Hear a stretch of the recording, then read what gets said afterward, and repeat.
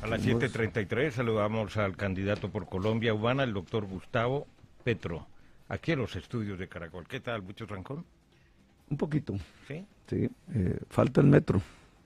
¿Pero subterráneo o el elevado que está diseñado? El único metro que le sirve a Bogotá es subterráneo. Pero si ya está aprobado el otro y se ha invertido en No está dinero. aprobado. El que está aprobado es el metro subterráneo. Incluso lo aprobó Uribe, ¿sabes? Uribe en el COMPES del 2010 exactamente, y yo seguí ese COMPES. Y efectivamente le entregamos a la ciudad y al gobierno nacional los diseños en fase 3 del metro subterráneo. Pero si hay un alcalde que es autónomo. Sí, pues él lo suspendió, esa es la realidad. Pero ya es un hecho. Que lo suspendió, sí, es un hecho, obvio. Van 3 años casi de suspensión del metro subterráneo. El metro lleva 50 años. Ya para esta época, si él hubiera continuado la licitación, porque esa era la etapa en que estaba el proceso licitatorio, en este momento el metro estaría más o menos hacia la calle 60, más o menos aquí, en donde queda esta emisora. Bueno, es la cadena Caracol, 7:34. Hombre, ¿cuántas horas habla al día? Tantos debates, manifestaciones públicas, tantas cosas. Pues llevamos como 60 plazas llenas, ¿no? Hicieron un cálculo por ahí, pues como todo un cálculo, más o menos 500,000 de personas movilizadas en la campaña. ¿Y cuántas horas habla? Pues ya usted ve en mi voz, ya no me queda mucho, pero... Pero falta mucho de campaña, 3 pero semanas el todavía. promedio son 2 horas, trato de explicar cosas del programa a la gente, ¿no? Y la gente la entiende, y la comprende y se apropia el programa. ¿Qué lo pone tenso a usted, doctor Petro? Una campaña siempre es estresante, siempre. Y en la medida que se va acercando a su final es como si usted estuviera manejando un Ferrari. Yo no sé manejar, no tengo esa experiencia, pero me la imagino. Es como si manejara un Ferrari y esa no estrellarse. ¿Usted ya ha pedido plata para su campaña a qué personas o grupos o a nadie? Mira, en la campaña de firmas tuvimos 30 millones, que fue por un experimento, el primero en Colombia, que es lo mismo que hizo Obama, le llaman en inglés crowdfunding, que es básicamente solicitar consignaciones de no más de 50,000 pesos en el baloto, fue en esa época. Y recogimos 30 millones y el banco nos cerró la cuenta. ¿Qué le queda? Está ahí. Hoy tenemos, no pedí anticipo, que es un mecanismo legal del gobierno, sino que me prestó un banco 12,000 millones de pesos. Banco de Colombia. Sí, el Banco de Colombia. El presidente del banco merece una conversación conmigo y yo con él, porque parece que algo raro pasó ahí. Pero eso es todo lo que tengo. ¿Pero por qué pasó algo raro? Dejemos ahí. ¿No hubo desembolsos por esa cuantía? Sí, pero parece que ellos no estaban muy dispuestos a entregarla. Pero lo entregaron. Sí. Bueno, usted tiene 57 años, doctor Gustavo Y toda la Petro. plata se ha gastado exclusivamente de allí. Se nota en las manifestaciones. Que básicamente en la es publicidad televisión, política. entre otras cosas. Desde No, luego. la manifestación nunca tiene plata. Pero hay una logística que tiene que La cobrar. tarima, pero todas las manifestaciones hay gente que llega libre a la manifestación. No ha habido realmente transporte, No, ni las subsidios, fotos, usted ni puede ver almuerzo. las fotos porque es fácil sacar las fotos de los buses y las encuentro en todas las campañas menos en la mía. En el año de 1977 usted oficialmente entra al M-19. ¿Qué le queda del comandante A3 o del comandante Aureliano?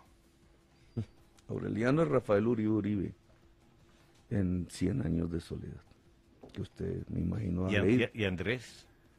No, es Aureliano. Y Aureliano es 100 años de soledad, es exactamente el personaje de Rafael Uribe Uribe. Y me gusta porque Rafael Uribe Uribe fue un congresista, lo mataron siendo congresista, a hachazos en la Plaza de Bolívar, y se levantó siendo liberal contra la Constitución de 1886, por allá hace un siglo, más o menos, más de un siglo. Y quienes derogamos la Constitución de 1886 fuimos nosotros. En la constituyente del 91. Exactamente. Y aspira a modificar esa constitución No, del 91 pero por otra no, constituyente. al contrario, es restaurarla. Es una palabra histórica, pero a la Constitución del 91 le quitaron uno de sus artículos fundamentales, que era la financiación de la educación pública. Se lo quitó Pastrana para salvar banqueros, y después Uribe lo volvió permanente para destinar los recursos a la guerra, que es un acto irracional. Llevarse los recursos de la universidad para bombardear y matarse entre nosotros mismos. Y al final también llevarse a la juventud para lo mismo. Me parece un acto irracional de cualquier sociedad. Una sociedad así no es sostenible. Doctor Petro, ¿usted cree que la ideología, la matriz de la ideología del M-19 sigue siendo válida en la sociedad colombiana hoy? Sí, cuando se fundó ese movimiento y en su desarrollo, se propuso lo que ellos llamaron un proyecto democrático. Instaurar una democracia en Colombia. No reconocíamos que hubiese una democracia en Colombia en época del estado de sitio, usted se acuerda de eso, 25 años. Los jóvenes de hoy no conocieron eso, pero era un régimen de excepción donde las libertades públicas no existían, era una dictadura. Y fueron 25 años consecutivos. Dentro de la Constitución de 1886, que era una constitución autoritaria. Cuando yo era joven tenía 100 años esa constitución, un siglo. Y la propuesta del movimiento fue instaurar una democracia en Colombia, quitar el estado de sitio, hacer un diálogo nacional que permitiera una transformación democrática del país. Yo creo que eso sigue vigente. O sea, realmente es un ideario que usted trataría, si llegara a ser presidente, de poner en marcha. Está escrito en la Constitución de 1991 que nosotros hicimos, porque éramos la fuerza mayoritaria por elección popular. Recuerde usted que ganamos las elecciones de Asamblea Constituyente. Y el problema está en que no se ha aplicado. El Estado Social de Derecho, que era lo que Jorge Eliezer Gaitán llamaba la justicia social, no se ha aplicado en Colombia.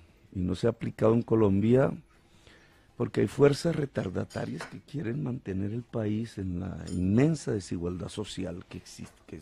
Colombia es el tercer país más desigual del mundo, y en una especie de feudalismo vinculado al narcotráfico, que eso no existe en el mundo realmente, existe en Colombia, y tenemos que superarlo si queremos construirnos como una gran nación. Porque Venezuela no lo ha logrado hacer con el chavismo, al que usted estuvo fue tan buen amigo del presidente Chávez, y con lo que ha ocurrido con el presidente Maduro, que tenía las mejores intenciones, un discurso fascinante como el que usted maneja en la plaza pública y en cualquier foro, y no ha podido ejecutar ni cumplir. Incluso cuando fue alcalde de Bogotá.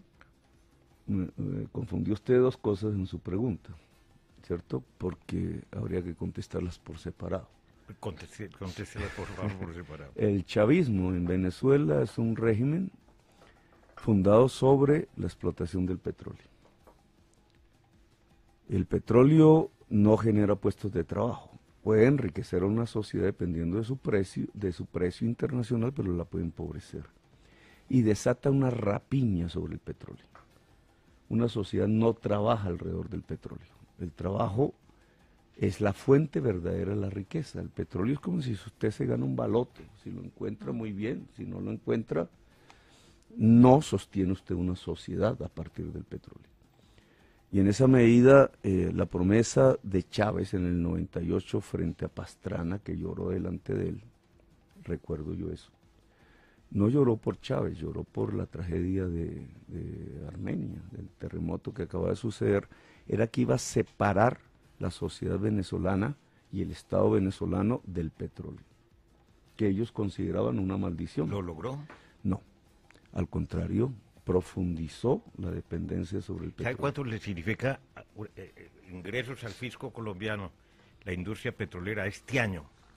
14 billones más 3 billones de regalías, son 17 billones de regalías, si se le quitan realmente al fisco colombiano. Esa suma, ¿de dónde, cómo lo va a compensar? Desde Pastrana hay toda una intención de volver similar la economía colombiana a la venezolana.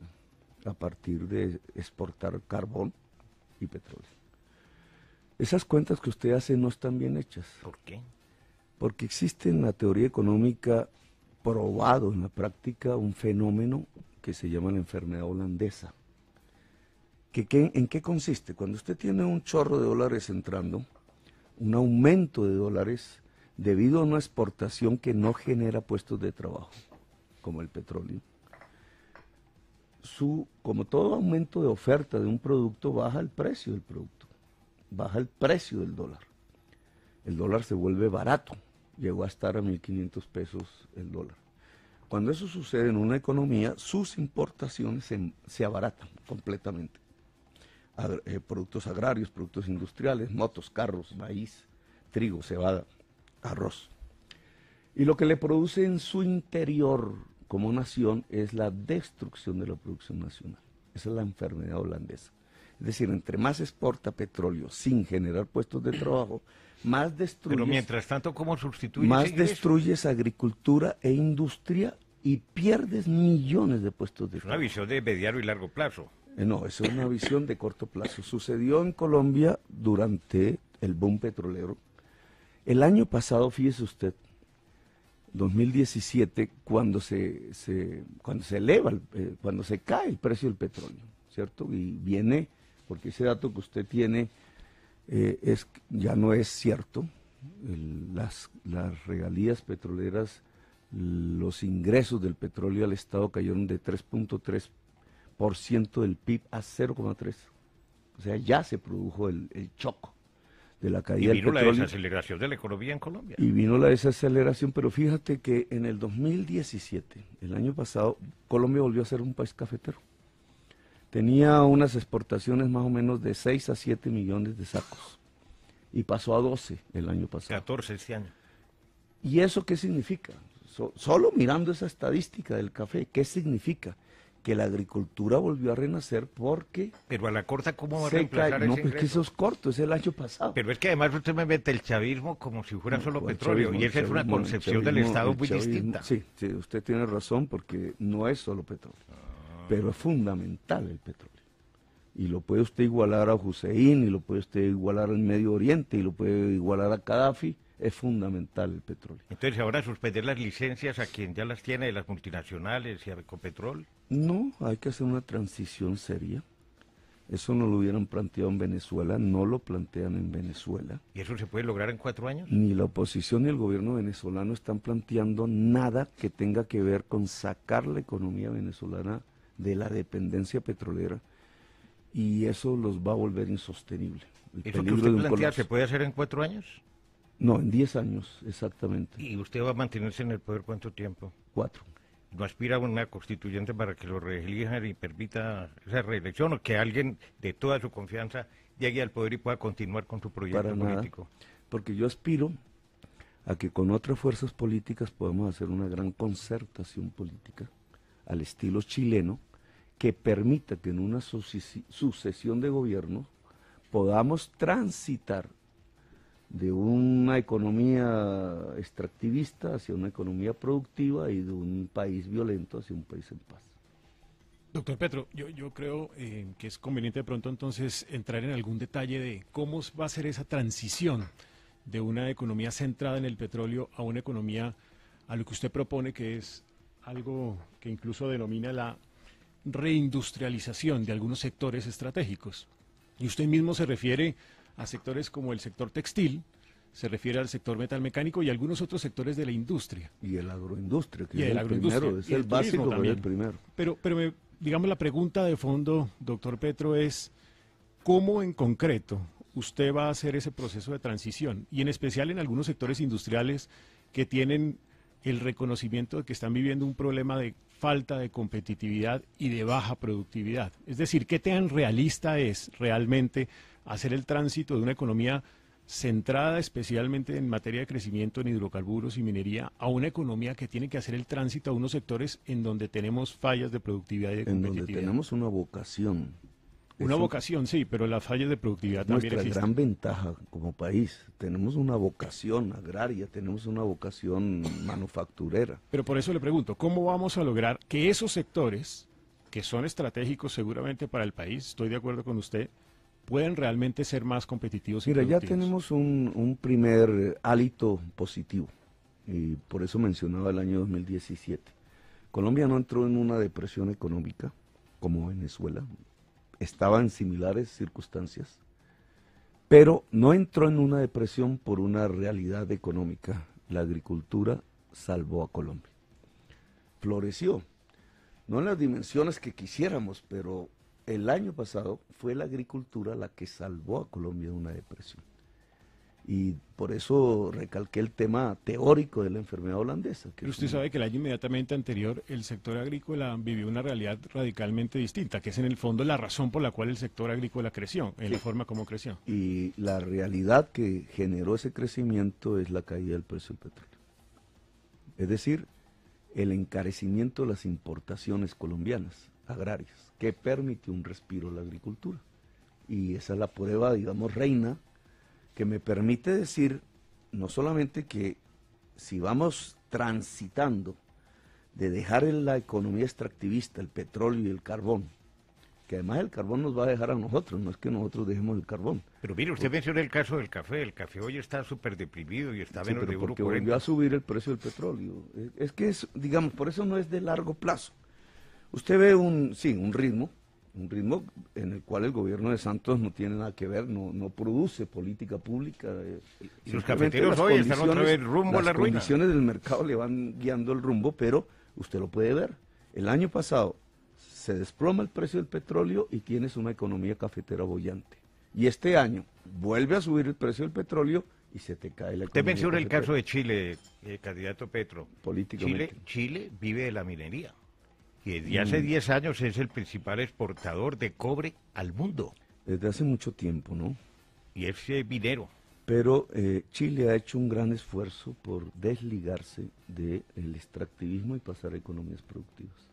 ¿Usted ha pensado en el caso de esa visión de largo plazo que estima en más de cerca de 10 años con un sucesor que sea de su misma escuela, en las 453.000 personas naturales y familias que viven de Ecopetrol, que es una empresa orgullo de Colombia y que le aporta al presupuesto nacional, al empleo, a la generación de riqueza, incluso metiéndose en sectores que están por fuera de su propia naturaleza? ¿Qué va a hacer de ellos cuando escuchen esto? Usted transita, y transitar de una economía extractivista a una productiva implica lograr muy tranquilamente que su mundo laboral del extractivismo pase sin mayor conflictividad hacia el mundo productivo. Le voy a poner un ejemplo, mira Ituango. Cálculos a mano alzada podrían, si usted los hiciera, digamos, alrededor de las energías limpias, en el norte de Guajira, que es donde más sol, más días al año recibimos en Colombia, si usted hiciera allí una granja solar, vamos a poner, para la generación de la misma cantidad de energía de Ituango, de la hidroeléctrica de Ituango, tendría usted una generación por kilovatio hora la mitad en valor, en dólares, que la de Ituango. Entonces, ¿eso qué significa? Significa que si Ecopetrol dejara de ser, y ya el gobierno actual lo está haciendo, como función principal la extracción de petróleo y pasar a las energías limpias, Ecopetrol sería quizás una de las empresas más grandes de América en producción de energías limpias. Y eso en términos de trabajo, que hay que hacer los cálculos, si usted compara la producción de carbón en Estados Unidos y la producción de energías limpias en Estados Unidos, encuentra que el indicador de puestos de trabajo es 10 veces más alto Es que no son comparables, en energías ¿no? limpias que en carbón. Está poniendo usted un país gigantesco frente a un país que es No- grande, no pero importa, no tanto. pero usted está hablando de 343.000 empleos. Pero doctor, Si usted produce energías limpias, en términos solares, vamos a poner ese ejemplo. Pero eso es de largo plazo. No, don eso es Petro. ya. pero doctor Petro, un poco para ponerle una dosis de realismo a China la propuesta. está transformando su matriz energética ya a energía solar. Un poco para poner una dosis de realismo a su propuesta. Es un hecho que Ecopetrol es una de las compañías más queridas por los colombianos. allí hay buena parte de los activos y patrimonio de muchos de nuestros compatriotas.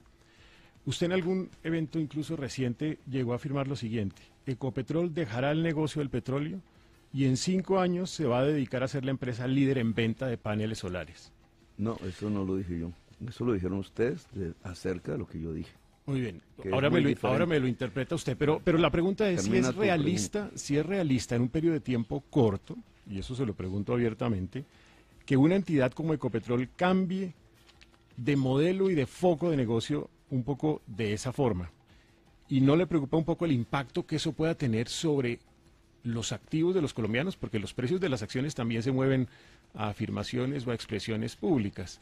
¿No le preocupa el impacto que eso puede tener sobre el activo de los compatriotas? Sí, primero, yo no dije que Ecopetrol vendiera paneles solares. Hoy cualquier ciudadano puede vender paneles solares. Ese no es el tema. Y de hecho están vendiendo paneles solares en Colombia. No, Ecopetrol no es para vender paneles solares. Ecopetrol es para generar energía eléctrica, cosa que hoy no hace. Pero usted, Ayer vi que usted no le contestó además un tuit a una niña, Jan Jenny, no sé, que digamos, le refutaba, le mandó varios tweets frente a todo este tema. Decía que, por ejemplo, para generar los paneles solares se necesitan 4.400 hectáreas para generar electricidad en un país agrícola, que es destinar demasiado. Y también hablaba de la generación... 400 hectáreas es la mitad de una hacienda de Uribe. Bueno, pero de todas maneras decía que le quita mucho al tema de la vocación agrícola y va con eso. Bueno, Le estoy leyendo lo que él dice. Sí, pero para pone que usted... la cantidad exacta. De pronto te equivocaste leyendo el Twitter. No, miren, creo 4.400 hectáreas, pero bueno, acá dice ella que 4.400 hectáreas es la mitad de la hacienda. que la de Uribe. generación, ella hace unas cuentas y dice que la generación no es la mitad, como usted dice, de los, digamos, de los megabytes, es decir, es un poquito más barato, y habla de las inversiones, de lo que costó, por ejemplo, hacer Hidroituango y lo que ocuparía, digamos, hablar de esta misma energía solar. Es decir, hace unos temas donde contradice muchos de estos, pues de lo que usted está hablando de la energía solar. Yo me imagino que usted las leyó porque mandó como 6 trinos aquí que los estoy viendo. Pero 4.400 hectáreas es nada en términos de una... Bueno, pero es está más, hablando de un creo porcentaje. que es muy pequeño en relación a cualquier hidroeléctrica. Pero haciéndolo masivamente sería mucho más. No, son 80 kilómetros cuadrados para poner una... Si nosotros quisiéramos reemplazar la generación de energía eléctrica que hoy hacemos en termos con carbón y con petróleo, con diésel, que es, digamos, un objetivo que colaboraría con el mundo en relación al cambio climático, porque recuerde usted que el cambio climático lo produce el carbón y el petróleo, y el mundo está reemplazando ese tipo de energía, ya con fechas exactas, con cantidades exactas. Por eso no encuentran los dueños hoy del Cerrejón vendedores en el mundo que le compren, compradores que le compren el Cerrejón. Se quieren ir y no encuentran compradores. ¿De los Drummond está hablando? Y de todas las minas de cielo abierto de carbón. Esa es una realidad hoy, no es de mi gobierno, es de hoy. ¿Por qué? Porque hay una realidad mundial y es la separación de la economía del carbón. ¿Por qué? Porque si no lo hacemos, se acaba la vida en el planeta. Y Stephen Hawking, que ustedes mucho hablaron de él a raíz de su muerte, ponía un término en tiempo del final de la vida, 200 siglos. Nos burlamos a veces de eso, 200 siglos, no, 200 años, 2 siglos. Nos burlamos de eso, creemos que eso no existe. Si no se toman las medidas en el mundo en 20 años, es irreversible. ¿Y quiénes tienen que tomar las medidas? Las sociedades y los políticos, los estados. ¿Y en Colombia qué significa? Significa que tenemos que transitar de una matriz energética como la que tenemos, con un transporte como el que tenemos, con unos usos de energía como los que tenemos, hacia energías limpias. Y ese tiempo no es de largo plazo, ese tiempo es una década. Y el próximo gobierno tiene que comenzar, tiene que poner los cimientos y adelantar el proceso. Y para ponerlo en términos de números, nosotros tenemos una matriz energética de 3,6 gigas vatios hora, en energías sucias. Esto daría para muchas conferencias, Sí, doctor eso Petro, y significa, el para tiempo se reemplazarlo, para ponerlo en términos de tu Twitter, 80 kilómetros cuadrados de paneles solares. Doctor Y Petro, 80 kilómetros cuadrados de paneles solares se ponen en el norte de La Guajira. Si quisiéramos hacer Sí, eso aumentar la agricultura. concentradamente, y lo podría hacer Ecopetrol, y sería Ecopetrol una de las grandes empresas americanas, no solamente colombianas, Pasamos a otros en temas, generación de doctor energía Petro. limpia. Doctor Petro, le cambio de tercio. Si el Congreso, a pesar de que tiene, como usted lo ha señalado, una bancada alternativa muy importante, quizás la más grande en mucho tiempo, no hace los cambios que tiene que hacer en materia de reforma política para que el sistema sea más transparente, en materia de una muchas veces aplazada reforma de la justicia, una opción es la Asamblea Constituyente, que usted mismo Que pasa por el Congreso. que pasa por el Congreso. ¿Cómo es la Asamblea Constituyente que usted podría imaginar para tramitar en los 4 años? ¿Para qué temas? ¿En qué condiciones se tramitaría? ¿Y qué pasaría con el mismo Congreso de la República? Mira, la Constitución del 91 es una constitución democrática profundamente moderna. No se trata de cambiar la Constitución del 91. Incluso yo diría, se trata de repararla, porque le han hecho daño en los últimos gobiernos. Por ejemplo, en el tema de la educación, como mencioné antes. Yo quiero un sistema de educación superior gratuito, y eso es dinero. Y quiero un sistema de atención integral a la primera infancia que permita que en Colombia no mueran niños de hambre. ¿Y eso sería objeto de una constituyente Podría acotada ser- para educación? Podría ser de ley, y usted mismo lo pone sobre la mesa, el hecho de que el Congreso electo tenga una bancada alternativa mayoritaria, relativamente, no es mayoría absoluta, es mayoría relativa, pero eso no estaba antes, no está en el Congreso actual, permite una opción que hay que Pero probar. ¿con qué plata, doctor Petro? Mira, Eso vale todo el presupuesto nacional. No vale todo el presupuesto nacional. Por El exagerar, sistema pues. de educación superior gratuito, que nosotros tenemos la experiencia en Bogotá, porque es que esa es una de las gracias de esta campaña y de esta candidatura, es que probamos cosas en Bogotá. Entonces podemos hablar a ciencia cierta. ¿Cuánto vale? Vale 14 billones adicionales al actual presupuesto de educación superior. 14 billones de un presupuesto de 230 billones, que es lo que hoy tenemos. Claro, usted podría, por las magnitudes de la cifra, decir, es posible. Realmente no es posible. O sea, ¿qué le quitaría presupuesto Ajá, tienes que a los militares? No. Los militares tienen que educar el ejército y la policía. Digamos, el Ministerio de Defensa de su presupuesto tiene que tomar como una decisión presupuestal la educación superior Pero no habrá incremento para el presupuesto de las fuerzas militares. Yo no lo veo necesario porque estamos en el posconflicto. Ni rebajar el pie de fuerza tampoco. No, porque al reducir ejército tienes que aumentar policía. Pero ¿y dejar policía como está hoy en el Ministerio de Defensa? ¿O a usted le gusta la Esa idea es de que una la reforma de policía ley. se vuelva un cuerpo más civil adscrito al Ministerio del A mí me Interior? interesa que la policía sea más profesional, con mejores salarios Dependiendo de quién. del Ministerio de Gobierno. O sea, Ministerio del Interior. estaría de acuerdo con pasarlo al Ministerio Sí, del es Interior. un debate, ¿Y el pero- SMAT? El SMAT, ¿Dónde lo...? mira, también es una experiencia bogotana, ¿sabes? De mi gobierno. Nosotros teníamos unos cuerpos de resolución de conflicto.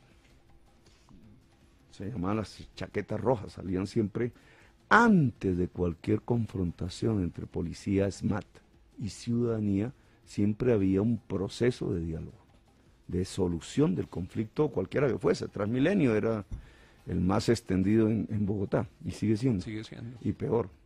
Pero, digamos, nunca probamos el SMAT como primera medida. Siempre era un proceso de negociación con la gente, con la ciudadanía, que evitase la violencia. Y yo pienso que eso hay que proponerlo en toda Colombia. La policía, y esa es la diferencia con el ejército, la policía tiene que entrenarse, saber, conocer, porque son hombres armados, mujeres armadas, que no lo es el ciudadano y la ciudadana, que deben controlar de tal manera su propia acción que permita, antes que nada, la solución del conflicto. Doctor Petro, Pero, una sí. pregunta sobre ese tema de policía. Digamos, usted ha dicho menos militares, más policías. Pero la pregunta es cómo. Es decir, las escuelas de policía no dan a tope. Hay policías patrulleros que ya tienen 7 años y no hay ascenso, hay una crisis en el presupuesto. Entonces la pregunta es, ¿usted cómo haría viable eso? ¿De cuántos policías más estamos hablando? ¿En qué periodo de tiempo? ¿Cómo sería la viabilidad de esa propuesta? El ejército tiene que ser profesional. El ejército que necesita Colombia debe ser un ejército profesional. ¿No lo ves? Eso significa que no hay necesidad del servicio militar obligatorio, que es un tema de ley. Pero no es profesional nuestro ejército, ha sido destacado como de los Mixto. más profesionales No, del mundo. no, ojo, es mixto. Tiene el servicio militar obligatorio. ¿El servicio militar obligatorio qué es, Darío? Pues que por 1 año, por 2 años, un muchacho entra y sale. Punto. Y esa es la fuerza fundamental del ejército. No, un ejército profesional es que el muchacho o la muchacha que entra al ejército va a hacer su vida, su vocación, su carrera en el ejército. Son años. Por eso es importante la educación superior en el ejército, porque es su vida. Pero hablemos de presupuesto, o sea, ¿qué Entonces, porcentaje digamos, le daría? Cuando uno habla de un ejército profesional, que parcialmente lo es hoy el ejército colombiano, significa un menor número de personas, ¿cierto? Pero quizás el mismo presupuesto, porque se le pero paga al menor soldado. número de personas. Se le paga al soldado. Hoy a un soldado voluntario le pagan creo que 50.000 pesos al mes. Y eso se lo manda la mamá, pero eso no es un profesionalismo militar. Y con el tema de policía, doctor Petro, ¿cómo haría? Entonces, la policía en Colombia tiene que aumentar, porque ese es el posconflicto. ¿Posconflicto qué significa? Que ya no necesitas tanto el ejército para actividades internas en el país, como hoy se usa, aunque hay un tema que yo quiero aquí subrayar que me parece el mayor riesgo de Colombia en este momento fuera de la desigualdad social, y es que los carteles mexicanos están ya controlando ejércitos privados en Colombia. Y no solamente allá en el sur del litoral pacífico, en Medellín, el Golfo Urabá va en expansión. Es una forma... ¿Cómo los va a combatir? Eso que lo llamábamos el paramilitarismo empieza a cambiar su esencia. Y puede ser peligrosísimo porque los ejércitos bajo los carteles mexicanos tienen más capacidad de fuego.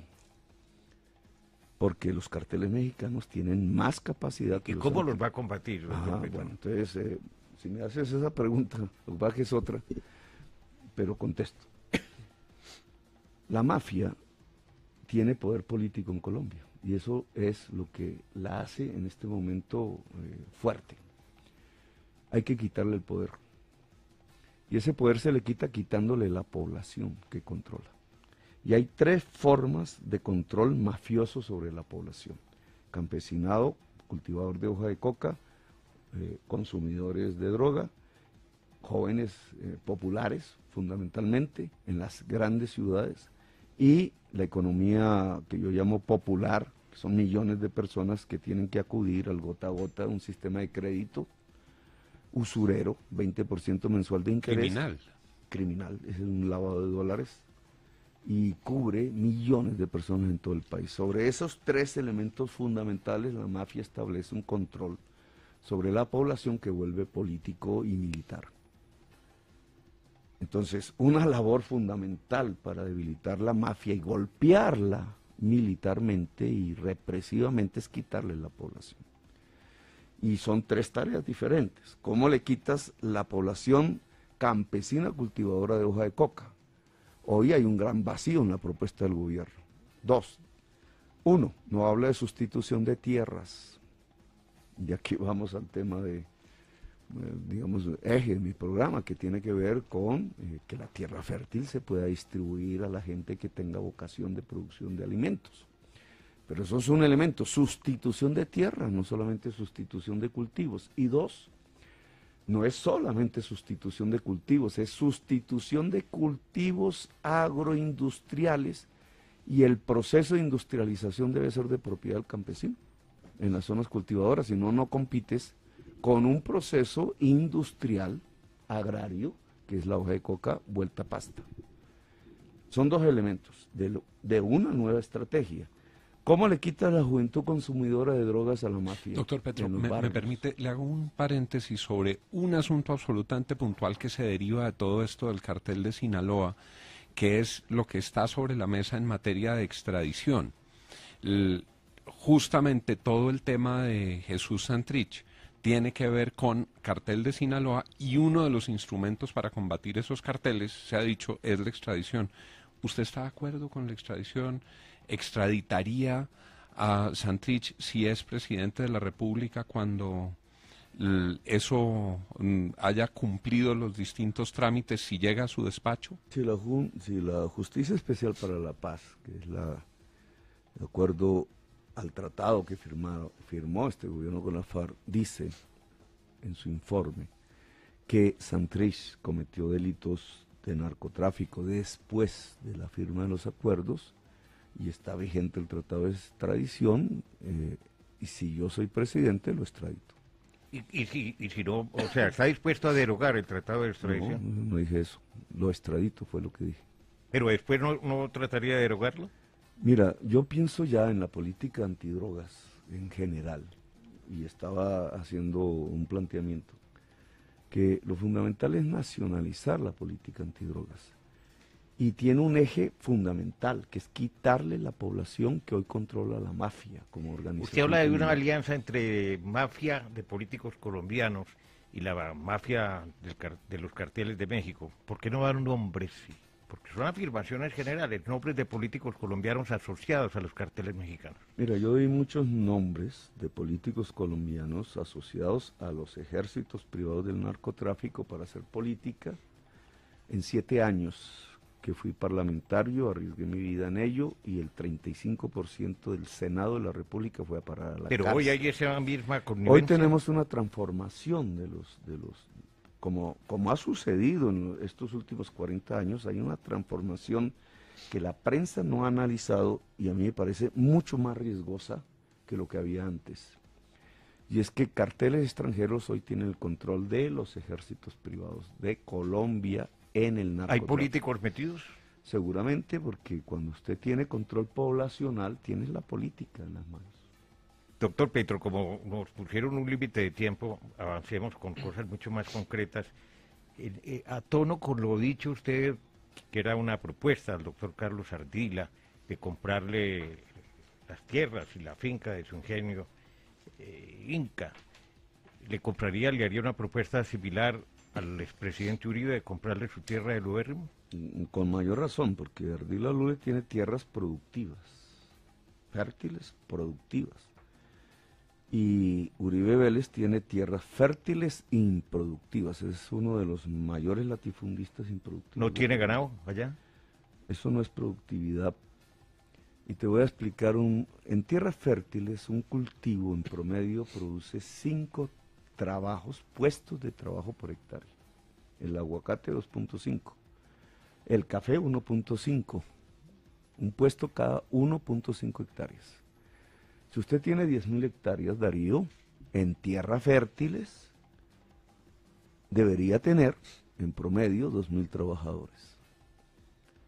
Si es un empresario, capitalista, no los tienen. No los tienen porque no producen nada, porque el tener 3 vacas en 10.000 hectáreas es una excusa. Y si no le vende, Eso es feudalismo. pero no si es no le vende capitalismo. Uribe o cualquier otro terrateniente. En el caso de tierras improductivas, siendo fértiles de más de 500 hectáreas, López Pumarejo en el año 1936, trayendo una tesis japonesa, le entregó al país una propuesta que la volvió ley, la ley 200 de tierras, que ya no existe, pero yo quiero restablecer. La ley 200, que fue lo que permitió la industrialización del Japón. Y la película esa que usted ve, El último samurái, en su vieja versión o en su nueva, es la película que cuenta eso. Cómo Japón superó el feudalismo, ¿a partir de qué? De una transacción con los dueños de la tierra feudales que no producían alimentos en la tierra, comprándole la tierra con títulos de deuda pública. ¿Qué fue la propuesta de Alfonso López Pumarejo? poner un alto impuesto predial o de renta presuntiva a la tierra fértil en propiedades de más de 500 hectáreas si no producen. ¿Cómo se comprueba si no producen o si producen? Pues con el criterio que te acabo de decir. Es presente las cotizaciones de salud y pensiones de sus trabajadores. Ah, no hay. Ah, son 10 en 10.000 hectáreas. ¿Cuántas presentaría Álvaro Uribe, por poner un ejemplo? Si no son, digamos, el número que la productividad agraria indica, significa que son improductivas. Tiene entonces se la compraría ¿con qué parámetros, no, con qué precios y a qué plazo y cómo la pagaría? La tasa del impuesto predial más alta. Porque tener tierra fértil improductiva es un crimen contra la humanidad. Va contra la Constitución, tanto del 91 como la reforma del año 1936 del 86. ¿Pero a qué precio? El predial está fijado por la ley. ¿Y no son muy bajitos los prediales en el campo? La tasa alta, sí. Usted tiene razón, porque no hay un catastro moderno. Es correcto. Y entonces hay que hacer un catastro moderno, pero eso es una decisión y es una toca pagar más prediales más altos. ¿Y cómo se pagaría independientemente? Un señor de estrato 4 en Bogotá paga más por su casa que un latifundista improductivo en Colombia, que Álvaro Uribe Vélez en impuestos. Y eso es una realidad hoy. ¿Y por qué sucede esa injusticia? No, porque en la ciudad de Bogotá o Medellín hay un catastro moderno que cobra el impuesto predial tal cual el valor de la posesión de un ciudadano, y en cambio en el mundo rural no. Y eso hay que mover. ¿Y por qué no se cobra por qué no hay un catastro moderno en el mundo rural? Porque hemos sido gobernados por los narcoterratenientes que hacen la ley. Vamos a continuar en unos minuticos para hacer una pausa, tomarse un café y cambiaremos de tema porque hay mucha tela de dónde cortar.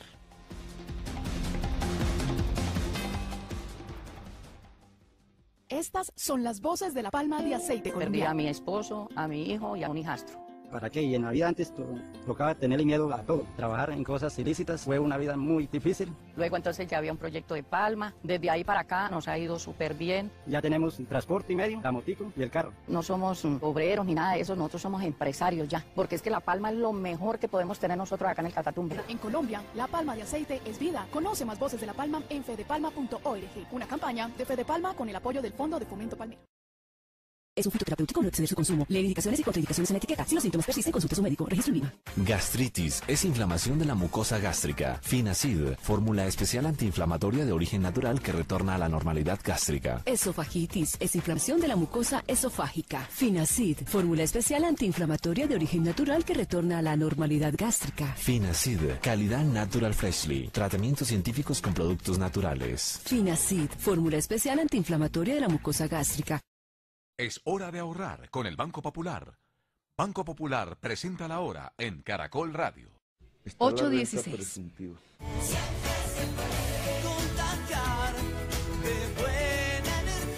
En el Banco Popular somos testigos de la pasión y entrega de los profesores colombianos que día a día nos enseñan a alcanzar nuestros propósitos con disciplina. Por eso siempre los acompañamos, haciéndole eco a esa voz interior que los impulsa y los mueve a diario diciéndoles: Banco Popular, somos Grupo Aval, vigilado Superintendencia Financiera de Colombia.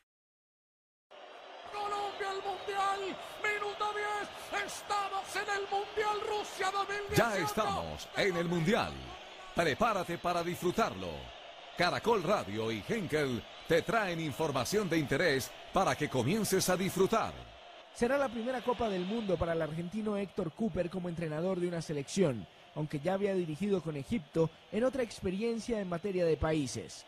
Fue la de la Copa Africana de Naciones, donde siendo favoritos perdieron la final 2-1 ante Camerún. De hecho, Cúper tiene en su historial un total de 6 derrotas en 6 finales a partido único, un récord dentro de los técnicos de élite del mundo. Disfruta del Mundial con Caracol Radio y Ceresit, expertos en construcción, calidad para profesionales. Hoy voy a conectarme con mi fan más importante. Hola, mamá. Haz como Yepes y en el mes de las madres, al pasarte activo en pospago, recibe un bono hasta de 300.000 pesos para redimir en un smartphone de referencias seleccionadas, un nuevo plan pospago o prepagada. Ve a una tienda Tigo o marca ya numeral 503. Conectémonos. Es época de multiplicar lo bueno. Tigo. Aplican condiciones y restricciones. Más información en tigo.co. ¿Sabías que existe una camiseta que logra unir a todo un país? Una camiseta que te hará ser parte de una nueva raza. ¿Y tú?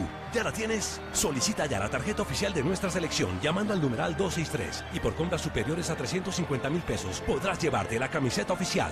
Bancolombia, el banco oficial de nuestra selección. Vigilado Superintendencia Financiera de Colombia. Aplican condiciones y restricciones. Darío Arizmendi es Caracol Radio.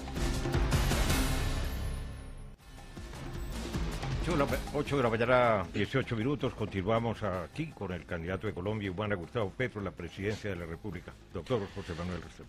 Yo quisiera, doctor Petro, que usted me ayude como para entender cómo va a ser el cuadre de las finanzas públicas de su gobierno.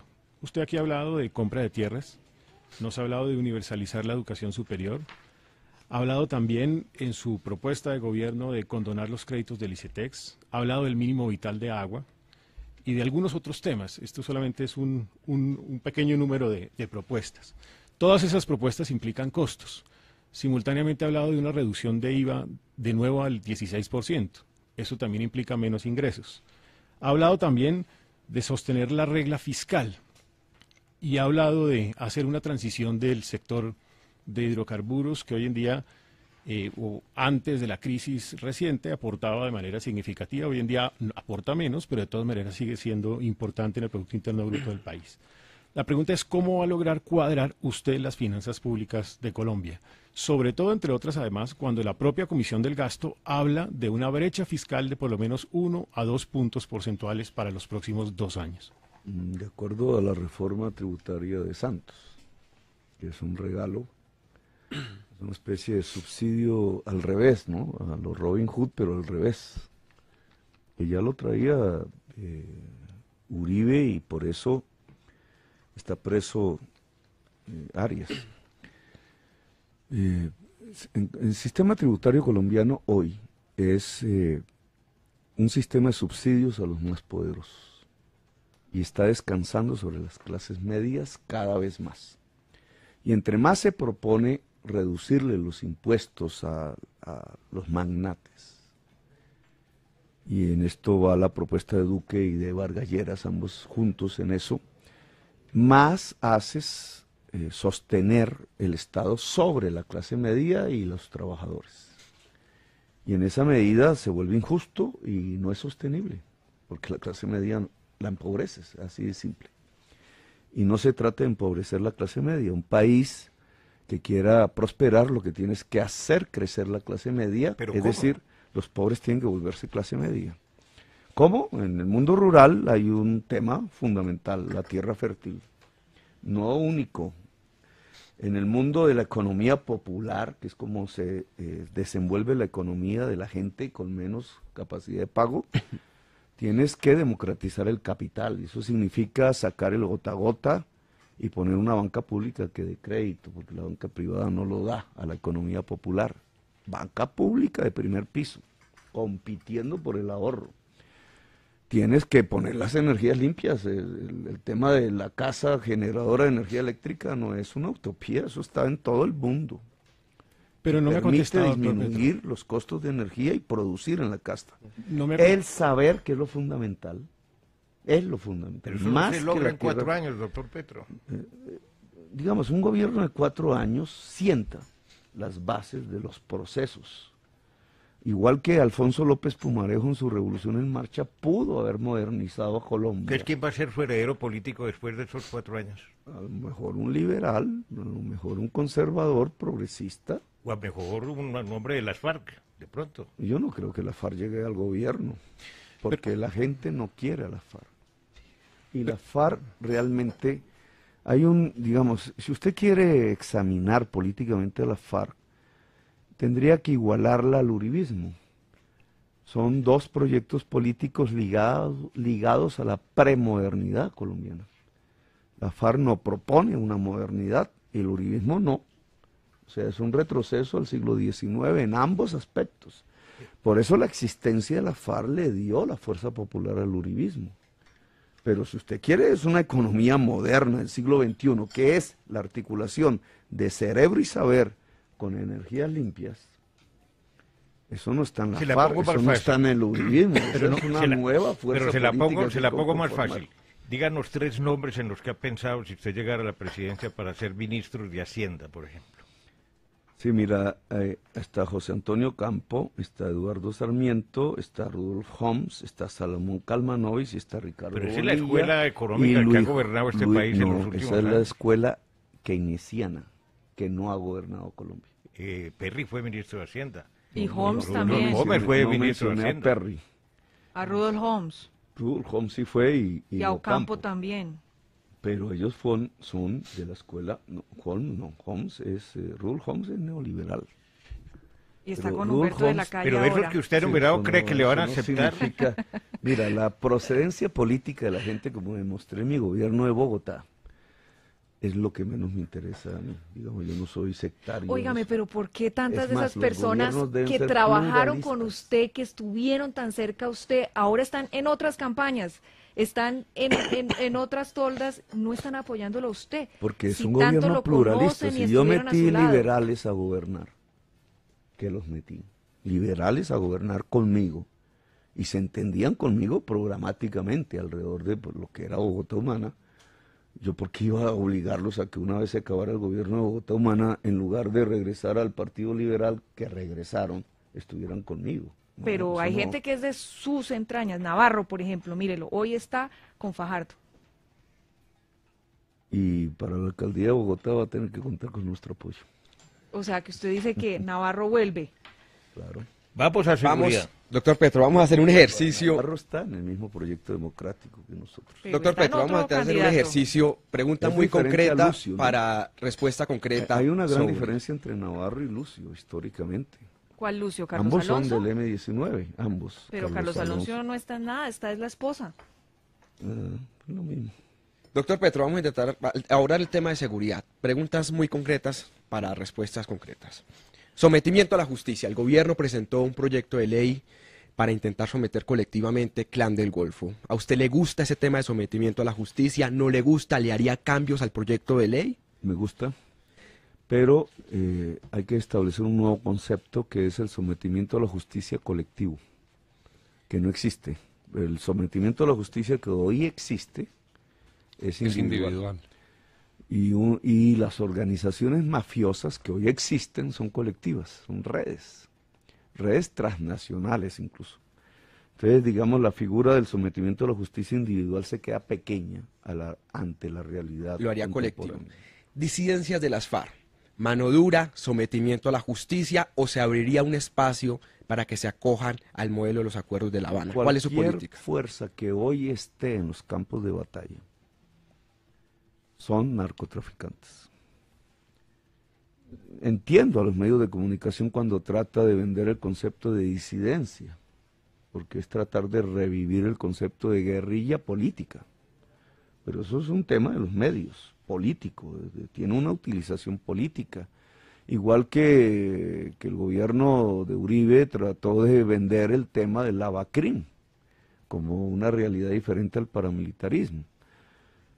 No, lo que tenemos en los campos de batalla son fuerzas narcotraficantes del estilo de los conflictos del siglo XXI que se mueven alrededor de la codicia y que pueden ser perpetuos.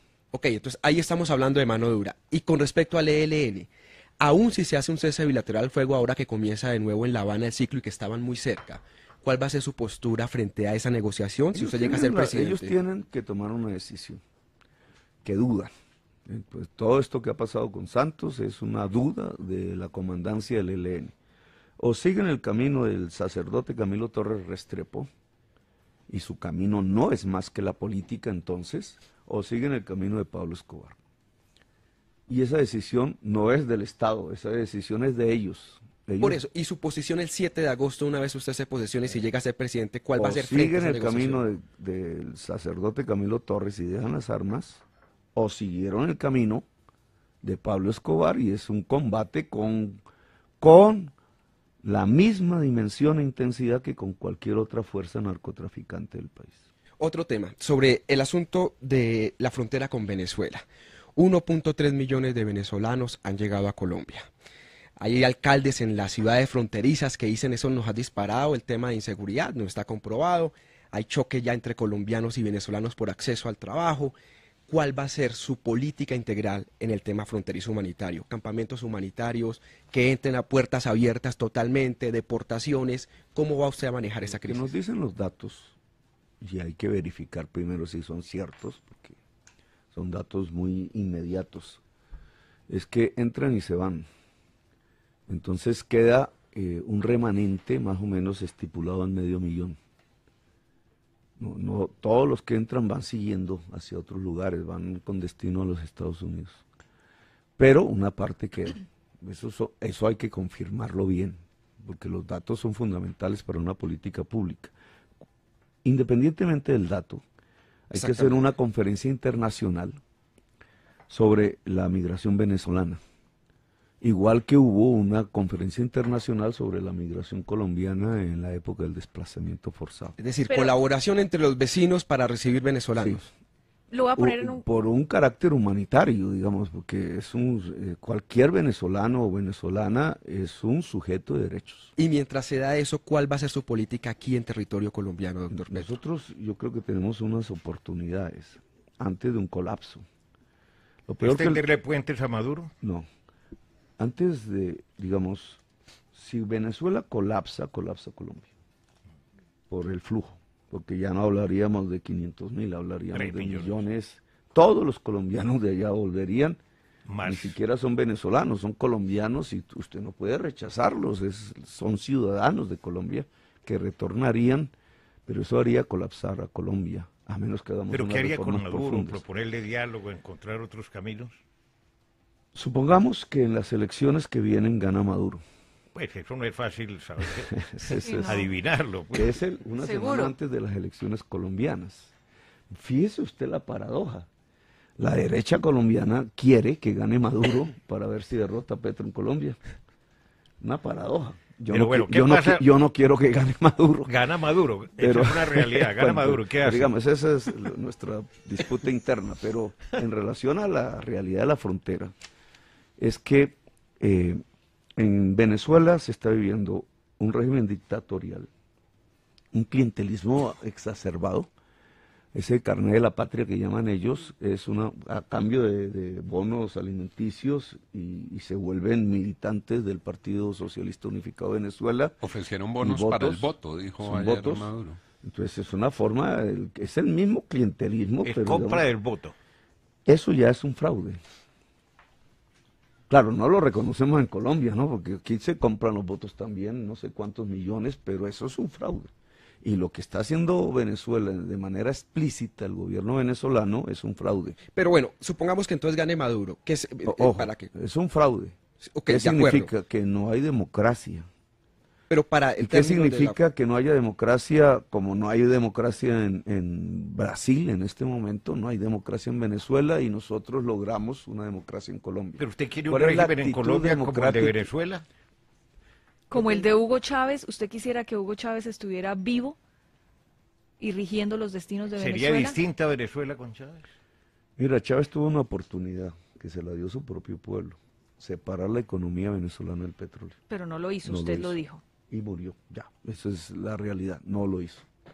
Maduro es 100 veces inferior a Chávez. Maduro es un mal gobernante, esa es la realidad.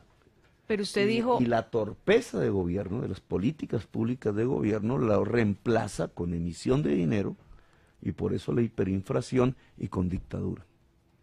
Es decir, no fue capaz de plantear un tránsito democrático a su país. Pero usted en unas condiciones de crisis. ¿No teme, doctor Petro, que con estos anuncios y con lo que se ha llegado a desprender después de algunas de las afirmaciones suyas, si usted llega a ganar, no habrá una enorme fuga de capitales, no se dejarían de hacer en Colombia cualquier cantidad de proyectos multinacionales que traerían dólares, que generarían empleo no solamente en la industria extractiva, sino en otros sectores? ¿No teme que aquí haya un pánico económico con ustedes? No, porque eso mismo que usted acaba de mencionar lo dijeron un mes antes de posesionarme en la alcaldía de Bogotá. Y los 4 años de la Bogotá Humana fueron el mayor porcentaje de inversión extranjera en Bogotá.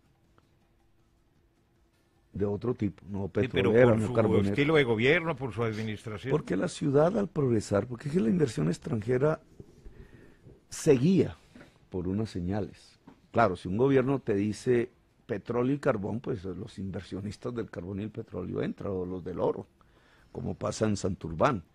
Pero si uno dice energías limpias, metros, red ferroviaria nacional, estructura para la universidad pública, infraestructura para el agua potable, en fin, y el agua para la agricultura, o la agroindustria como un motor, entonces una serie de inversiones extranjeras que no son las del carbón y las del petróleo vienen. ¿Usted sabe cuánta gente estaba interesada en el metro subterráneo de Bogotá cuando acabamos la... Unas cuantas multinacionales. Muchas. Y eso hubieran sido 7.000 millones de dólares. En solo los tranvías ofrecidos ya, porque eran iniciativas privadas, los tranvías de Bogotá, que eran 4 corredores regionales, porque salían también de Bogotá hacia Zipa, hacia Faca, hacia Soacha, había 3.500 millones de dólares de inversión extranjera que desechó Peñalosa por sus buses, que es un enorme error, pero digamos, una ciudad, un alcalde desechó 3.500 millones de dólares de inversión extranjera en tranvías y 7.000 millones de dólares en el metro subterráneo. Más de 10.000 millones de dólares en Bogotá. Estaban sobre la mesa, no podemos decir que... En teoría, ¿no? No, estaban sobre la mesa, porque la iniciativa privada solo había que firmarla, por lo menos el tranvía hacia Faca. ¿Usted cree que hizo una buena alcaldía en Bogotá? Sí, todos los indicadores son positivos. Los indicadores sociales, excelentes.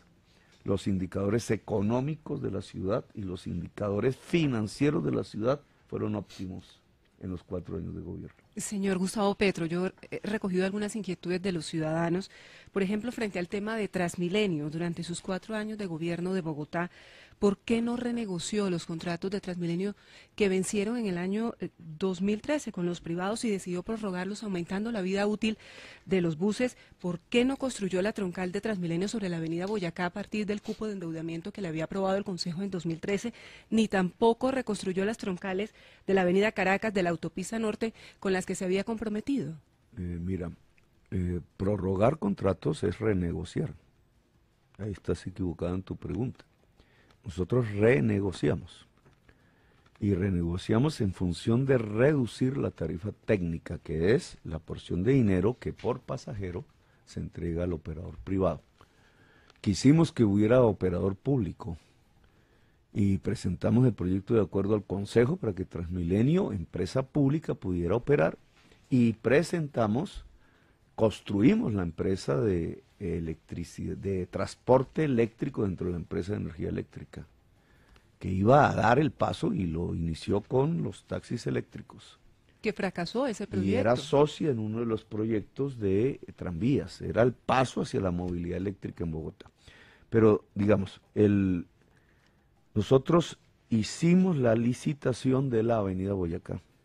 El cupo que usted habla de la plata para poderlo hacer se aprobó el diciembre del año 2013, en la mitad de mi gobierno.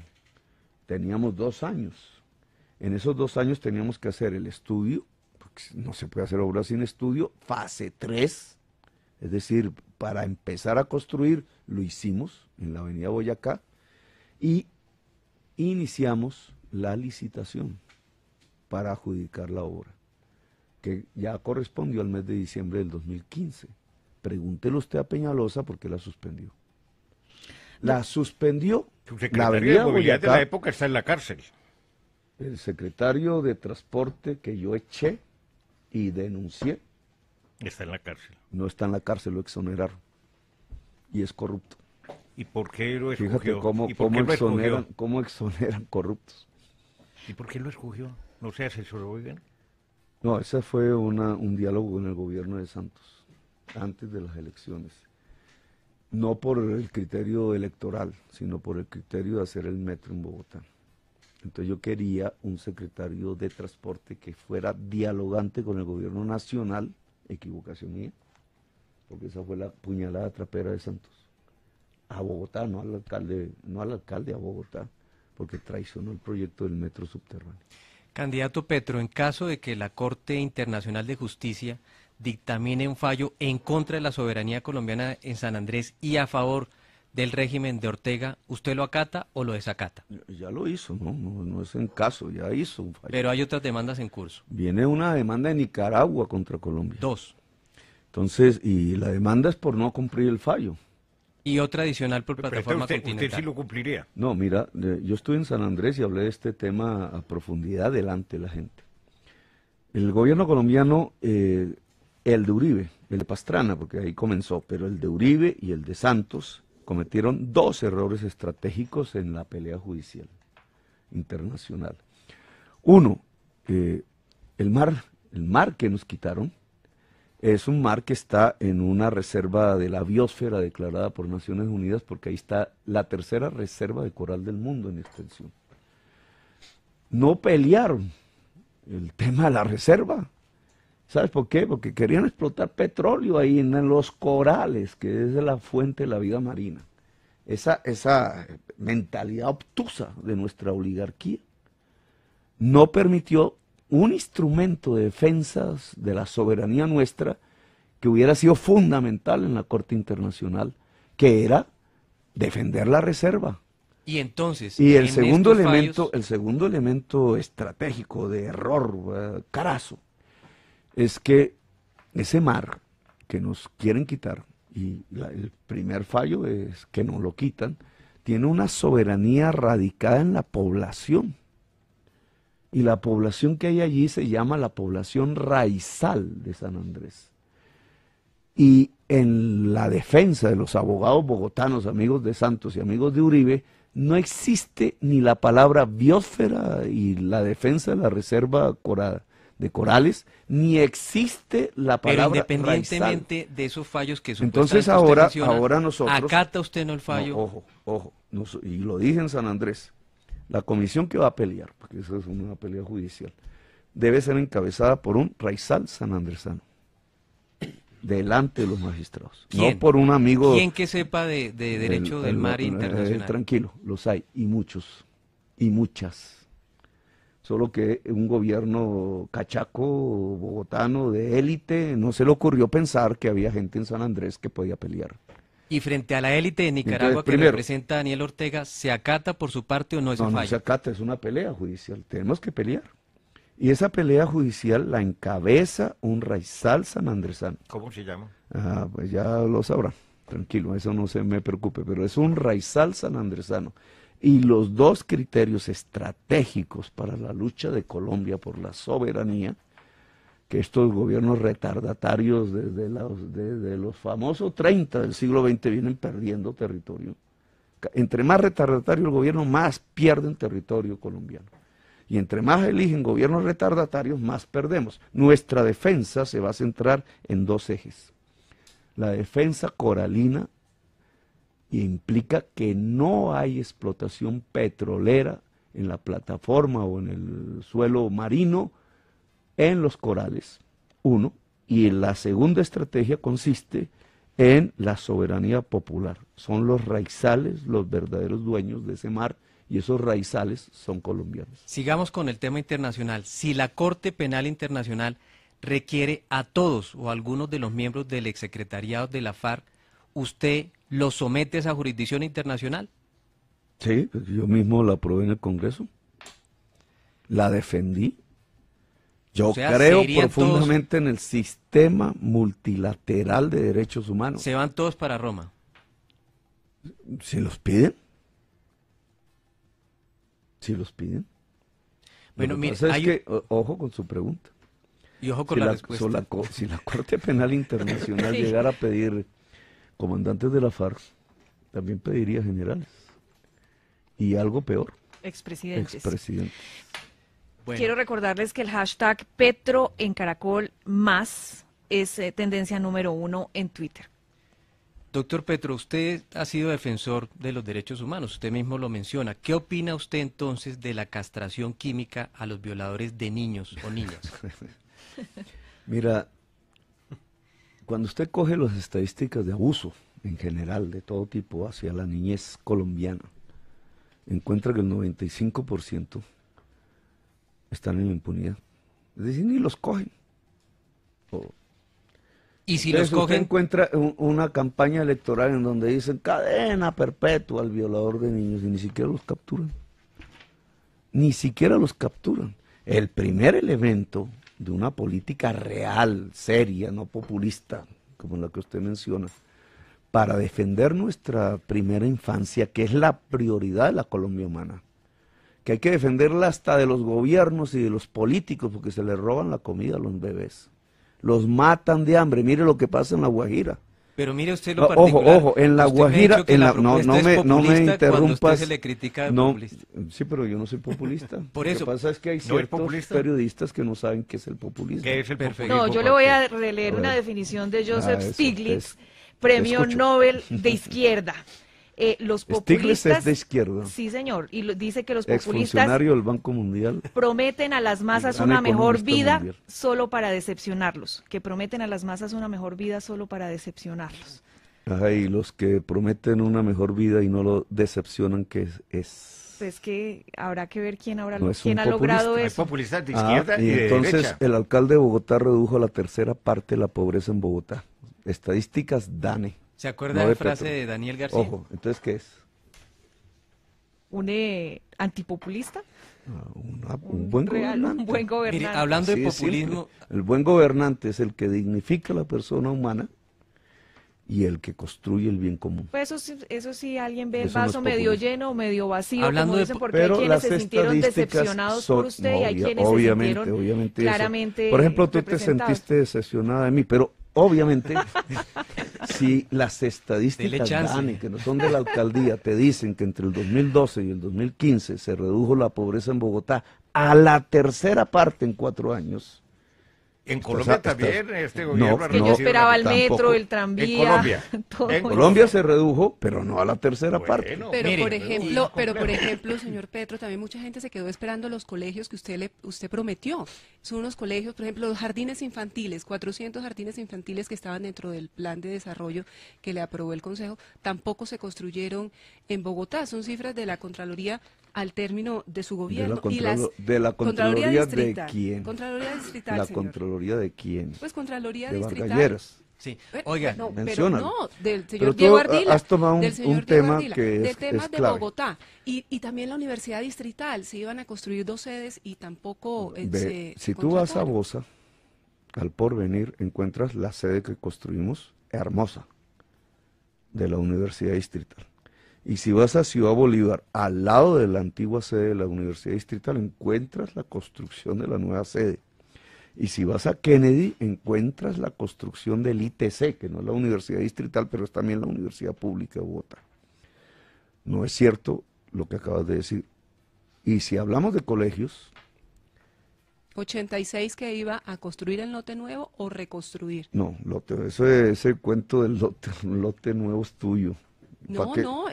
A ver, vamos a examinar eso con algo de detalle porque ha sido muy tramitado en los medios de comunicación.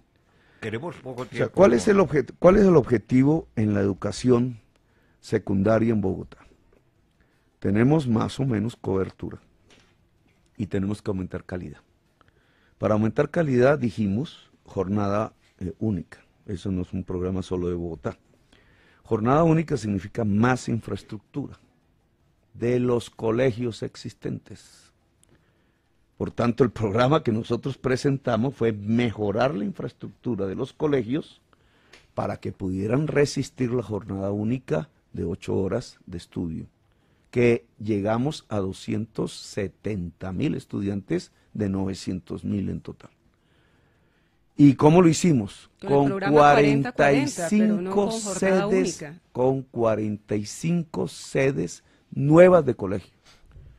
Y entonces cuando un, no digo periodista, porque estos son los políticos de la oposición a nuestro gobierno, entonces cuando le dicen a esos políticos a los periodistas, Le dicen, es que Petro no construyó ningún colegio, entonces hacen una trampa, que si no se investiga, pues queda así, como acabas de repetir. ¿Pero dónde están Porque esos dicen, nuevos es que colegios? los colegios nuevos tenían que ser personerías jurídicas nuevas en lote nuevo. ¿Y para qué lote nuevo si ya habían lotes? O sea, por comprar lotes. Si ya habían lotes, ¿por qué tengo que construir una sede nueva de un colegio en un lote nuevo? ¿Para hacerle el negocio a alguien? ¿O qué? ¿O por qué tengo que poner otra personería jurídica en la sede nueva para nombrar otro rector? Y entonces ver qué concejal quiere un nuevo Pero rector. escúcheme, doctor No, Petro, es esta que una- lo que se necesita era sedes nuevas de colegio. ¿Y sabes cuántas hicimos? Entregadas por mí mismo y delante de todos ustedes, porque invitaba a toda la prensa en cada inauguración, 23. Y dejamos en construcción 25 más. Bueno, a mí me parece que esa aclaración... Es usted la tenía todo el derecho mayor de hacerlo, inversión pero de nos la quedan educación exactamente en 12 minutos. toda la historia de Bogotá. 13 Nos sedes quedan 12 universitarias, minutos, 45 Petro, sedes vamos a nuevas tratar de y aprovecharlo. 1.200 aulas de preescolar y jardines infantiles. Mira, Darío, En contenedores. ha sido, en contenedores no, esa es la tecnología moderna para hacer jardines infantiles. Son mejores Voy a las últimas, doctor Petro. A que ver, la construcción de ladrillo. la Y primera. la puedes hacer en 2 meses. La primera, doctor Petro. Y fíjate que están funcionando. Bueno, maravilloso. Las Fuerzas Armadas no han sido precisamente admiradoras suyas. Tuvo muchos roces y dificultades en el manejo de la policía metropolitana. ¿Usted no cree que su presencia podría generar un ruido de sables? Mi relación con la policía en Bogotá fue buena. Recuerdo mucho porque cambiaban cada rato los generales, decisiones del gobierno nacional, que yo no tenía nada que ver con eso. Pero la relación con el general Guatibonza, por ejemplo, que estuvo un buen tramo en mi gobierno, fue excelente. Es mi amigo. ¿Y las fuerzas militares? Las fuerzas militares no tenían relación directa. No, pero ¿usted cree que les dará confianza? Pero fíjate que les va a generar... bueno, hacia un gobierno futuro. Nosotros entregamos, cuando yo fui al páramo de Sumapaz, arriba, era todavía una zona en conflicto, entregamos alojamientos a las fuerzas militares porque dormían en el fango los soldados, en un frío Perfecto. enorme. A ver, ¿qué es lo que más ama su esposa de usted? Porque ya entramos en la recta Hay que final. preguntarle a ella. Pero usted no sabe, no se lo he dicho. Hay que preguntarle a ella. O está en la franja de indecisos. ¿Y qué es lo que a Verónica Alcocer no le gusta de Gustavo Petro? Un poco que sigo la terquedad. Un poco. Admite que es terco. Es que si no, no se pueden cambiar las cosas, ¿no? Pero usted lo quiere cambiar Fíjate que todo si en no 4 hubiera- años. Mira que yo desde los 15 años quiero cambiar a Colombia en el sentido de que se vuelva un país democrático con justicia social. Pero ¿cuál fue el Sigo en el argumento empeño. que usted usó con su suegro? Porque él no era muy partidario de que usted le pretendiera a su hija y mucho menos que se casara. Un ¿Cuál de los hombre- suegros? El último, que es el que importa. Tuvo 3, ¿no? Sí, 3. No, 2. 2 y medio, Dos. entonces. ¿Cuál fue el argumento que usted lo dio para convencerlo que le dejara pretender a Verónica? No, él no se opuso nunca. Yo le leí a ella que sí, que al papá... Él, no, lo que tú leíste es que él políticamente era, porque él murió, conservador alvarista, Ujú. de estirpe laurianista, digamos, Sí. en el pasado. Y el laurianismo y el alvarismo ha tenido una buena relación con nosotros, en general. Acuérdese que hicimos la Constitución en 91. Pero por eso secuestraron A Álvaro Gómez. Álvaro Gómez. Sí. Eso fue antes, pero precisamente... O sea, el secuestro los Empezó el unió, censo Puerta. curiosamente. Es que el Síndrome de proceso, Estocolmo. el proceso de paz definitivo del M-19 con el Estado colombiano surge a partir de la negociación alrededor de Álvaro Gómez. Y es un tema difícil, porque Pizarro lo encaró, pero allí resultó una relación política intensa y estrecha entre el alvarismo político, digamos como corriente política, y el M19 se volvió la mayoría en la Asamblea Nacional Constituyente. Doctor Petro, si usted a pesar de las encuestas queda de tercero en la primera vuelta, ¿a quién apoya en segunda vuelta? Déjame pensarlo porque nosotros vamos a ganar en primera vuelta. Bueno, a ver, la presidencia. A ver, pero usted tiene algo en común con Duque, o sea, tiene más en común de lo que uno pensaría. Ambos les encanta el vallenato y cantan. Baila muy mal. pero les encanta el vallenato. Competir con un costeño. Es Óigame, más, una cosa, que yo sepa, no lo he leído, no lo he escuchado en los últimos años. ¿Usted como militante del M19 pidió alguna vez perdón a los familiares de las víctimas del Palacio de Justicia? O, por ejemplo, a los familiares de Gloria Lara, que fue asesinada por el M19, o de José Raquel Mercado, para citarle unos pocos casos. A ver, Darío, investiga bien. No, por eso le pregunto, que no Pero lo sé. Simplemente puedes buscar en internet el caso Gloria Lara. Que las cadenas de odio del uribismo tratan de achacarme, ¿no? Esa es la contracampaña, y usted al mencionarlo pues les da fuerza. Pero Gloria Lara fue asesinada por un juez y una banda común, y quedó así en el proceso judicial de hace muchas décadas, no por ninguna guerrilla ni nada por el estilo. ¿Y José Raquel Mercado? Y cuando asesinaron a José Raquel Mercado, tema del cual el M19 hizo... responsable. Y hizo una excusa pública, etcétera.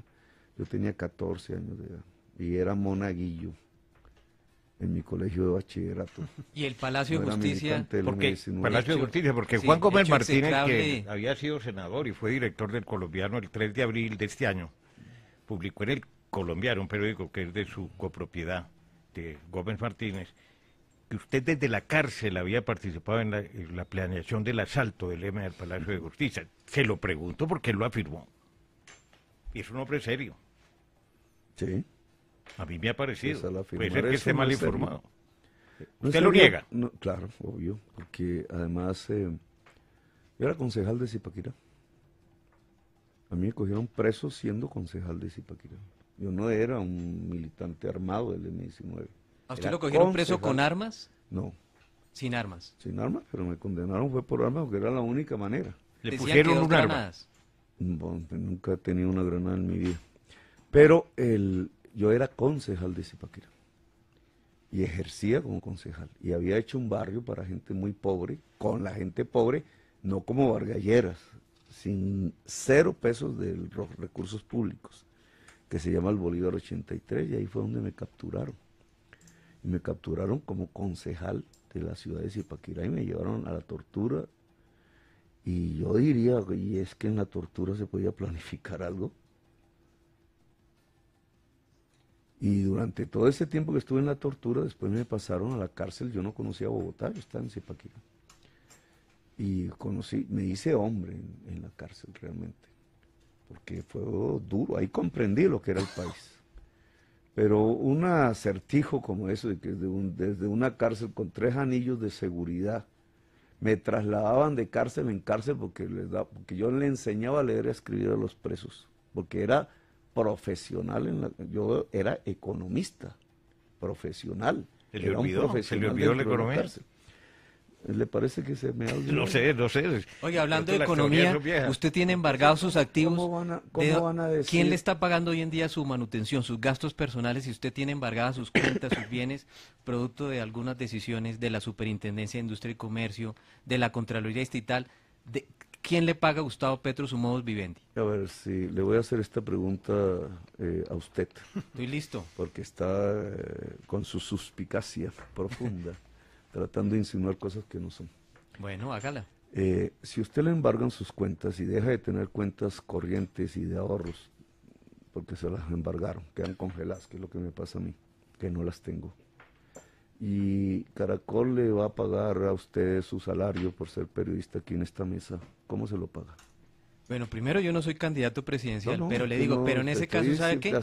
Yo honro el embargo y se va a pagar el embargo. Eso es lo que yo hago, honesta y decentemente. Si el embargo es de $100 millones lo vas a pagar. Claro, es que se va obviamente apoquinando las cuentas que uno tenga. Lo que tú haces, si eres un hombre responsable con tus hijos y con tu mujer, es que Caracol te pagan un cheque y vas, los descambia y le das la comida a tus hijos. Pongo a Porque trabajar esa a mi es tu mujer. primera responsabilidad. Bueno, ya era hora de que trabajara. Oiga, Sí, doctor Y Petro. eso es lo que yo hago. ¿Sabes de qué trabajaba? En todos estos 2 años después de ser alcalde, Dilo. dando conferencias sobre cambio climático en las universidades. Y eso da plata. Me entregaban un cheque por cada conferencia y lo escambiaba y alimentaba a mis hijos gracias a eso. Me Como queda una cualquier última padre inquietud, doctor responsable de Gustavo familia. Petro, y es la siguiente. Hace una semana en Hora 20 con Diana Calderón y los invitados, usted habló de que si no se encontraba una solución con la tierra que quiere para los indígenas del Cauca, aunque ese ingenio de Cauca, realmente allá hay más de 500 pequeños propietarios que son socios de ese ingenio y venden su producción y están contratados. ¿Se podría producir en Colombia o en esa región una violenta guerra social? Son palabras textuales. ¿En qué consistiría esa violenta guerra social? Si usted mira en internet y pone masacre del Nilo, en Caloto, eso quedaba en Caloto, norte del Cauca, ahí mismo, cerca de Puerto Tejada, donde estaba. Ahí mataron 19 indígenas en una presión que los indígenas estaban haciendo sobre la tierra y la respuesta fue la masacre. La masacre implicó un acuerdo del Estado después, que consistía en la entrega de 15.000 hectáreas en el norte del Cauca. El hecho y el acuerdo del Estado mostró algo que hoy es la realidad. Digamos, hay tal olla a presión, conflictos interétnicos, una población creciente en tierras infértiles, en las montañas, que va a provocar, ya lo es. Lo primero que provocó fue un desplazamiento hacia el litoral pacífico en el sur, y se convirtió el sur del Pacífico en la primera zona exportadora de cocaína. Y eso tiene ejércitos privados, digamos, ya, la nueva guerra en Colombia está ahí, ya, con carteles mexicanos, con muertes, con todo lo que ustedes mismos denuncian en los noticieros. ¿Cómo se soluciona eso? Eso se soluciona con tierras fértiles. Y no estaba equivocado el Estado cuando aceptó en la negociación judicial entregarle 15.000 hectáreas a los indígenas, que es un pacto firmado por el Estado colombiano y que hay que honrar, parcialmente avanzado, pero parcialmente. Ahora, para esto hay que hacer un acuerdo social ahí en el Cauca, porque si no el Cauca va a estallar. Y eso es un acuerdo social. Decía el señor Carvajal, el fundador del grupo Carvajal, el viejo patriarca, fundador empresario, decía, no puede crecer una empresa sana si el contexto que la rodea está mal. Y ese es el tema que cualquier empresario debe entender en Colombia. Y en Bogotá, pues lo probamos nosotros. Si la sociedad está, digamos, bien, la empresa crece. Si la sociedad se cae, se degrada, entra en conflictos, ahí no hay posibilidad de construcción de riqueza. Pues mire, doctor. Entonces, digamos, ese es un tema de acuerdo social. El Cauca necesita un pacto social ya, porque si no, ahí va a crecer la nueva guerra. Oiga, se acabó el tiempo, habíamos hablado de hora y media, se acaba de cumplir la hora y media aquí en Caracol. Usted tuvo que llegar un poco tarde por razones de movilidad. La falta del metro. La falta del metro. Pues le deseamos un feliz día y muchas Yo voy gracias. a hacer el metro, ojo, primer acto de gobierno. Pero si usted no es alcalde. No, porque el metro es financiado por el gobierno nacional. Muy bien. Acuérdese. Bueno, señor, son las 9, un minuto, llegan las noticias en Caracol.